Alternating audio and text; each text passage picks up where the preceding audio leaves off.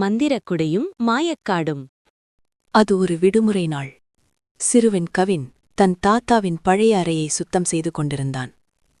தூசி படிந்த பழைய புத்தகங்களுக்கு நடுவில் ஒரு நீல நிறக் குடை அவனை ஈர்த்தது.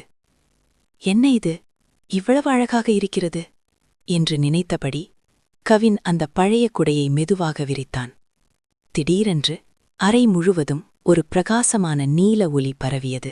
இமைக்கும் நேரத்தில் எல்லாம் மாறிவிட்டது. கவின் இப்போது தன் அறையில் இல்லை. அவனை சுற்றி பிரம்மாண்டமான மிட்டாய் மரங்கள், மேகங்கள் பஞ்சு மிட்டாய்களாக மிதந்தன. வாருங்களேன் என்றொரு தேனாறு அவனை அழைப்பது போல் ஓடியது. கவின் வியப்பில் வாய்ப்பிழந்து நின்றான். இது நிஜம்தானா என்று தன் கையை தொட்டு பார்த்து கொண்டான். அப்போது புதர்களுக்கு பின்னாலிருந்து ஒரு நீல நிற முயல் குதித்து வந்தது. வணக்கம் கவின், எங்கள் மாய உலகுக்கு உன்னை வரவேற்கிறோம் என்று அது பேசியது. கவினுக்கு ஆச்சரியம் தாங்கவில்லை. நீ பேசுகிறாயா என்று கேட்டான். நிச்சயமாக, இந்த குடை கையில் இருந்தால் இந்த பிரபஞ்சமே உன்னுடன் பேசும் என்றது அந்த முயல். கவின் தன் புதிய நண்பர்களுடன் சேர்ந்து மிட்டாய் காட்டில் ஓடி விளையாடினான்.